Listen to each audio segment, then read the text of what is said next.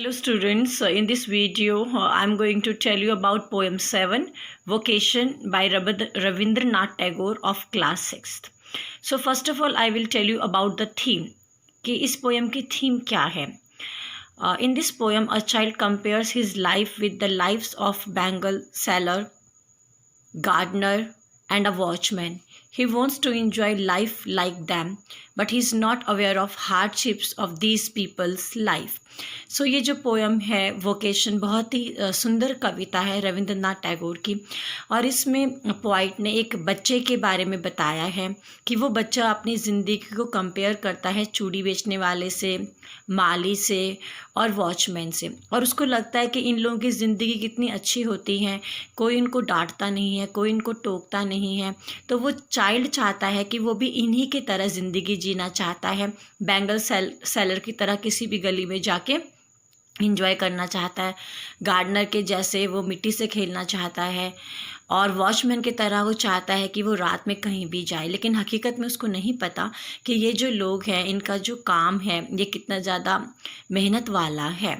So this is the theme of the poem.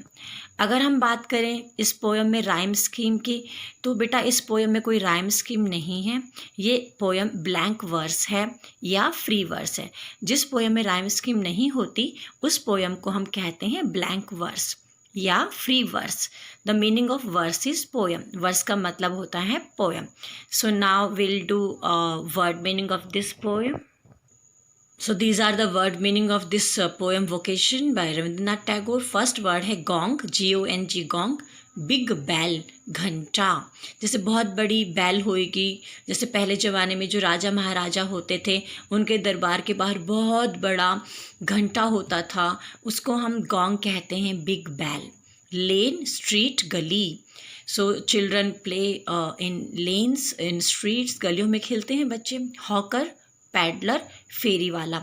जैसे आजकल तो शहरों में भी हॉकर आते हैं, पैडलर आते हैं, फेरी वाले आते हैं, पैदल चल के आते हैं और सामान बेचते हैं. Crystal, hair, transparent bangles. इस पोएम में जो हमने क्रिस्टल वर्ड यूज़ किया है ये हमने कांच की चूड़ियों के लिए किया है. डिग, टू मेक होल इन अर्थ, खोदना. ज़मीन में जब हम खोदते हैं तो खोदने को इंग्लिश में डिग कहते हैं. स्पेड, howl, H-O-V-E-L, howl, फावड़ा. So it's a tool which we use in agriculture, in gardening. Lonely, alone, अकेला. So जब हमारा कोई मित्र नहीं होता, हम अकेले होते हैं, so then we can say I am so lonely nowadays because my friends have gone my friends have gone to other place, so I am feeling very lonely. मैं अकेला महसूस कर रहा हूँ. Giant, huge, विशालकाय.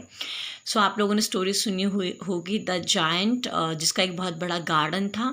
तो जायंट होता है ह्यूज, जो आकार में बहुत बड़ा हो. चेजिंग, फॉलो करना, पीछा करना. जब कभी भी हम किसी चीज़ का पीछा करते हैं तो हम उसके लिए चेज वर्ड करते हैं. अगर मैं आपको सेंटेंस बताती हूँ तो for example, police chase thieves. Police जो होती हैं वो चोरों का पीछा करती हैं, पुलिस चेजेस थीव्स. नाउ लालटेन, लैम्प, जिसको हम हिंदी में लालटेन कहते हैं, दैट इज कॉल्ड लालटेन in English, and lamp, so that's the another English meaning of this word. So I hope ये इतना ईजी लगा होगा आप लोगों को वर्ड मीनिंग. और आप लोग मुझसे बहुत रिक्वेस्ट करते हैं कि मैम राइटिंग अच्छा करो, so I am trying to write better for you people. I hope कि अब आपको राइटिंग में इतना प्रॉब्लम नहीं आएगा. So now question answer of this poem. Who is the speaker in the poem? Whom does he meet and what are they doing? इस poem में speaker कौन है, वो किन किन लोगों से मिलता है, और वो जिन लोगों से मिलता है वो लोग क्या कर रहे हैं. The speaker is a school going child. इस पोएम में जो स्पीकर है वो एक स्कूल जाने वाला बच्चा है, स्कूल जाने वाला विद्यार्थी है. ही मीट्स, अब वो किसको मिलता है? फर्स्ट पॉइंट लिखिए, हॉकर सेलिंग बैंगल्स. वो एक हॉकर को मिलता है जो चूड़ियाँ बेच रहा है. सेकंड पॉइंट लिखिएगा, गार्डनर डिगिंग द ग्राउंड, माली है जो कि ज़मीन खोद रहा है. वॉचमैन गार्डिंग द एरिया, और एक वॉचमैन को वो मिलता है जो कि एक एरिया को, जगह को देखभाल कर रहा है. So this is your first answer. What wishes does the child make and Y?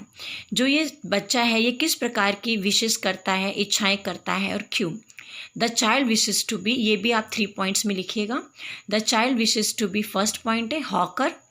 Selling crystal bangles, spending his day in the road. जो ये बच्चा है ये हॉकर बनना चाहता है, चूड़ियाँ बेचना चाहता है और अपना अधिकतर समय रोड पर बिताना चाहता है। सेकेंडली, ये गार्डनर भी बनना चाहता है और digging away at the garden with no body to stop, BODY body. और ये गार्डनर के तरह समय व्यतीत करना चाहता है खेत में, कि कोई जब कभी भी ये खेत में खोदे तो कोई इसको रोके नहीं। सेकेंडली, जो ये बच्चा है ये भी विश कर रहा है, डिज़ायर कर रहा है, कामना कर रहा है कि ये वॉचमैन की तरह ज़िंदगी को जिए और walking the street all night chasing the shadows with his लालटेन। सो इस तरीके से जो ये बच्चा है ये वॉचमैन बनना चाहता है और गलियों में घूमना चाहता है पूरी रात को, शैडोज़ का पीछा करना चाहता है अपनी लालटेन के साथ। So you see last line once again, watchman walking the street all night chasing, CHASING, chasing the shadows with his lantern. So next question है हमारा, make a list of do's and don'ts of the child that he does not like. इस poem में जो बच्चा है वो क्या चीज़ें पसंद करता है और क्या पसंद नहीं करता, हमें उसकी लिस्ट बनानी है। तो आप एक कॉलम डूज़ का बनाइएगा, एक कॉलम डोंट्स का बनाइएगा। डूज़ में लिखो come home at fix time, don'ts में लिखो must not dirty his clothes.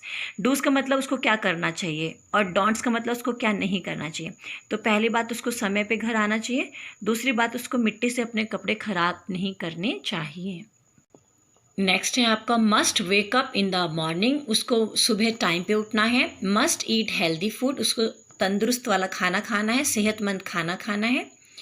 Must go school regularly, उसको स्कूल रेगुलरली जाना है। और डोंट्स में लिखिएगा मस्ट नॉट गेट वेट, उसको गीला नहीं होना पानी से। Must not walk on street, गलियों में नहीं घूमना चाहिए। मस्ट नॉट टेल लाई, झूठ नहीं बोलना चाहिए। मस्ट नॉट डिसोबे, और आज्ञा का पालन भी उसको करना चाहिए। तो इस प्रकार आप डूज एंड डोंट्स की लिस्ट बनाइएगा students. So the fourth question जो इस बुक में है वो है राइट योर ओन विशेस, आप अपनी विशेस लिखिए। तो आप इस प्रकार लिख सकते हैं, I wish I were free all time, I wish I were always happy, I wish I could play all time, I wish I could eat what ever like.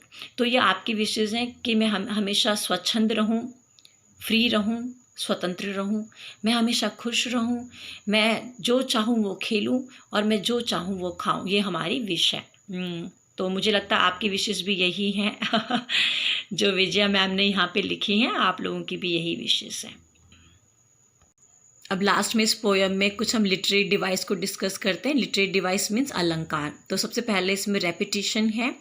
Repetition का मतलब होता है जब हम किसी वर्ड को, फ्रेज को या सेंटेंस को पोएम में रिपीट करते हैं तो रेपिटिशन लिटरेरी डिवाइस होता है या अलंकार होता है। तो जैसे बैंगल, क्रिस्टल बैंगल्स, इसमें जैसे बैंगल वर्ड रिपीट हो रहा है। इमेजरी का मतलब होता है जब हम किसी चीज़ को पढ़ रहे होते हैं और हमारे मस्तिष्क में, दिमाग में इमेजेस बनती हैं, पिक्चर्स बनती हैं, तो that is called imagery. The lane is dark and lonely, जब आप इस लाइन को पढ़ रहे हो तो दिमाग में एक ऐसी गली का चित्र आ रहा है जो अंधेरी से भरी हुई है। ऑलिट्रेशन होता है जब कोई कंसोनेंट साउंड रिपीट करती हैं, वो कंसोनेंट साउंड वर्ड के शुरुआत में होती हैं और वो रिपीट करती है। वॉचमैन वॉकिंग, इसमें W रिपीट हो रहा है, कंसोनेंट साउंड है। आई विश आई वर, इसमें भी W रिपीट हो रहा है, कंसोनेंट साउंड है। एसोनेंस क्या होता है, जब कोई वाउल साउंड रिपीट करता है, AEIOU, इन पांचों में से कोई भी साउंड रिपीट करेगी तो उसको हम एसोनेंस कहते हैं। Time when he must come in, so in this line E vowel is repeated, so assonance is here.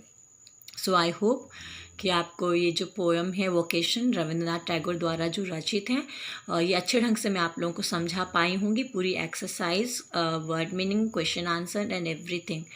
Thank you students.